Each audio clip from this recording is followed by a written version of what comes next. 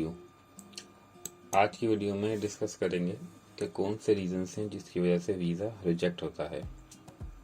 Mostly जो rejection के reasons हैं वो मैं वन बाय वन डिस्कस करता हूँ। नंबर वन पे जो वीज़ा रिजेक्शन का रीज़न है वो ये है कि इनसफिशिएंट एक्सप्लेनेशन आपकी सर्कमस्टेंसेस जो प्लान स्टे, यानी आप जहाँ भी विजिट के लिए जा रहे हैं वहाँ पर आपका जो रीज़न है स्टे का वो आप उसको एक्सप्लेन ना कर सकें।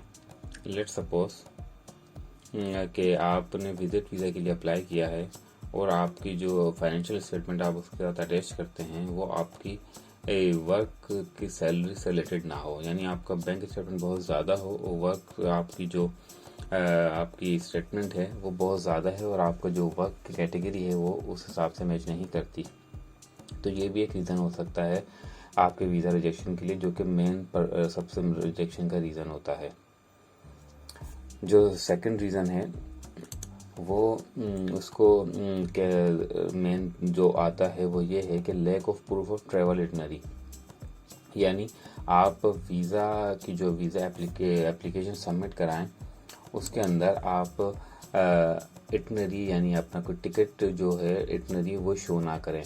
लेट सपोज आपका ट्रैवल का जो प्लान है वो एक मंथ का है, जो वीज़ा एप्लीकेशन से नेक्स्ट मंथ का, और आप उसके साथ इटनरी को अटैच ना करें तो उस वजह से भी आपका वीज़ा रिजेक्शन हो सकती है, क्योंकि वीज़ा की रिक्वायरमेंट में आपने ये इंटेंशन शो करनी होती है कि कितना आपने कब ट्रेवल करना है और कब से आपकी स्टार्टिंग और एंडिंग डेट क्या होगी।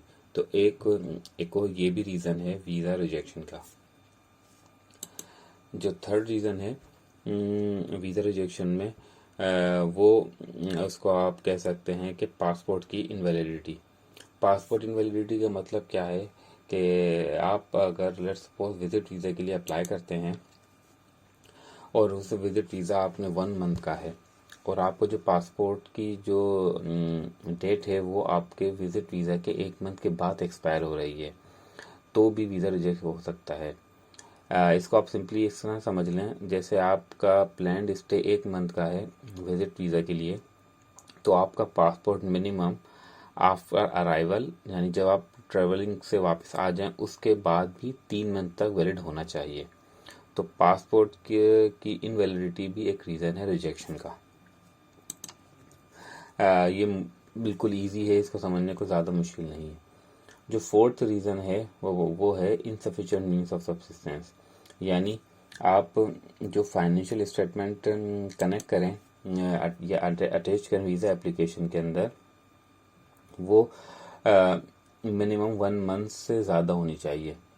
यानी आपने वहाँ पर आप 1 मंथ के स्टे के लिए जा रहे हैं तो आप कम से कम 2 मंथ की फाइनेंशियली ये शो करें कि मैं वहाँ पर 2 मंथ तक जो भी मेरा वहाँ पर अकोमोडेशन, ट्रैवलिंग, फूड, जो भी रिलेटेड जितने भी एक्सपेंसेस हैं वो सब कवर कर सकता हूँ। तो मिनिमम 1 मंथ या बेटर ये है कि आप 2 मंथ्स का आप सब्सिस्टेंस शो करें कि ये मेरे पास इतने अवेलेबल हैं रिसोर्सेज कि मैं वहाँ पर अपने एक्सपेंसेस पूरा कर सकता हूँ। और अगर आप ये एक्सपेंस नहीं शो करेंगे, ये एक्सपेंस आप अपनी ट्रैवल जो आपकी बैंक स्टेटमेंट है उससे आप शो करेंगे, या आप क्रेडिट कार्ड्स या चेक बॉन्ड्स आपके पास हैं, या इस तरह के जो भी फाइनेंशियल एसेट्स होते हैं वो आपने शो करने हैं। तो ये एक रीज़न है वीज़ा रिजेक्शन के लिए।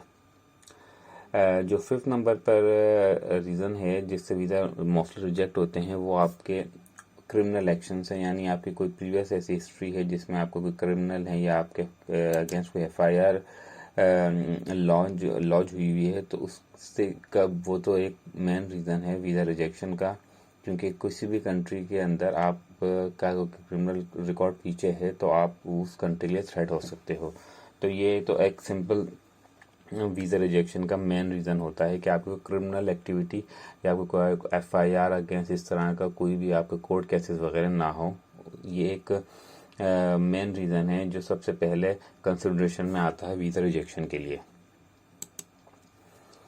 उसके बाद जो 6th रीज़न है वो है अनएक्सेप्टेबल बर्थ और मैरिज सर्टिफिकेट, यानी आप जब वीज़ा एप्लीकेशन के साथ अपना बर्थ सर्टिफिकेट या आप मैरिज सर्टिफिकेट अटैच कर रहे हों तो वो आपकी मिनिस्ट्री ऑफ इंटीरियर से रजिस्टर्ड ना हो या अटैच ना हो। लेट्स सपोज जिस भी कंट्री से आप अप्लाई करते हैं और आप marriage certificate birth certificate visa application के साथ अटैच कर रहे हैं तो आपने लाजमी उसको कंपलसरी अपनी जो भी इंटीरियर मिनिस्ट्री या आपकी जो मिनिस्ट्री है जो आपके इन मैटर्स को देखती है उससे कंपलसरी इंडोर्स होना चाहिए।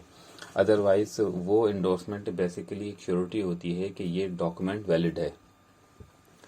दूसरा ये हो सकता रीज़न है कि जो भी आप सर्टिफिकेट सबमिट करवा रहे हैं वीज़ा एप्लीकेशन के साथ उस पर जो नेम्स हैं वो सेम वही हो जो आपका मेन पासपोर्ट पे हो। लेट्स सपोज आपका नाम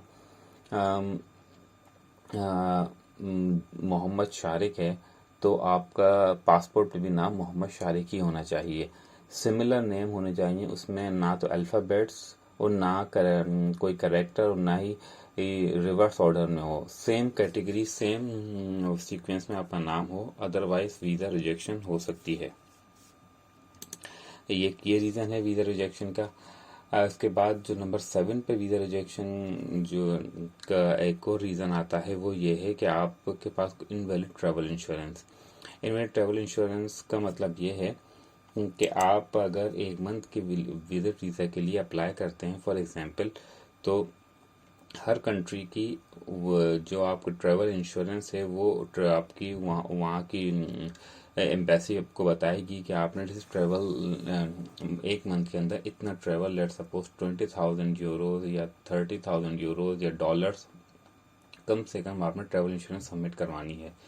तो जिससे भी आप ट्रैवल इंश्योरेंस बनाएं उसको आप मेंशन करें कि मैं इस कंट्री के लिए अप्लाई कर रहा हूँ और मुझे एक मंथ की या 2 मंथ की जितना भी आपका टाइम पीरियड के लिए अप्लाई कर रहे हैं मुझे पूरा इसमें कवरेज ट्रैवल इंश्योरेंस चाहिए। तो एक ये रीज़न है।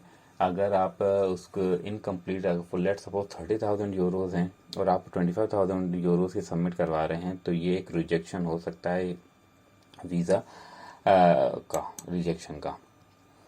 नंबर 8 पे जो है आप जो वीज़ा रिजेक्शन का रीज़न होता है वो ये है कि आप कोई फेक ट्रैवल डॉक्यूमेंट या कोई भी डॉक्यूमेंट आप उसके साथ अटैच कर रहे हो अपने वीज़ा एप्लीकेशन के साथ।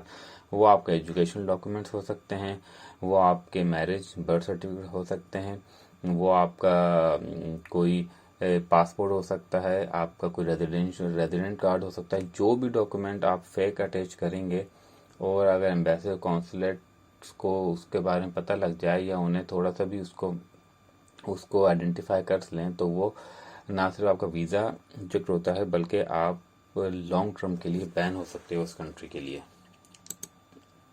और जो नंबर 9 पे वीज़ा रिजेक्शन है वो अदर रीजंस हो सकते हैं मिसलिनियस। तो इन शॉर्ट अगर आप जो मैंने डिस्कस की हैं वीज़ा रिजेक्शंस वो तकरीबन 8 हैं। उसमें एक है आपका पहला था कि आपके पास इनसफिशिएंट आपको एक्सप्लेन ना कर सकें अपने पर्सनल स्टे को कि आप जहाँ भी जा रहे हैं उसकी एक्सप्लेनेशन आप आपके फाइनेंशियल स्टेटमेंट से मैच ना कर रही हो। आपके पास ट्रैवल इटनरी या ट्रैवल टिकट ना हो जो आप प्रेजेंट कर सकें वीज़ा स्टेटमेंट में। आपके पास वहाँ पर टोटल ड्यूरेशन का एक्सपेंस ना हो।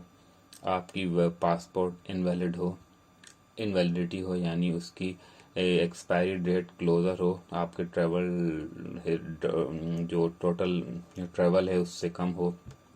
आपका कोई क्रिमिनल रिकॉर्ड हो। आपका मैरिज या बर्थ सर्टिफिकेट किसी भी आपकी ministry of interior affair ministry of affair से अटेस्टेड ना हो या एंडोर्समेंट ना हो। आपकी ट्रैवल इंश्योरेंस कंप्लीट ना हो या इनवैलिड हो या उतनी उस रिक्वायरमेंट पे ना हो जो एम्बेसी की रिक्वायरमेंट है। या और एट्थ ये है कि आपने कोई भी फॉल्स या फेक डॉक्यूमेंट एम्बेसी में अटैच किया हो। तो ये वो रीजंस हैं जिसकी वजह से वीज़ा मोस्टली रिजेक्ट होते हैं। होप के आपको वीडियो पसंद आई हो। वीडियो पसंद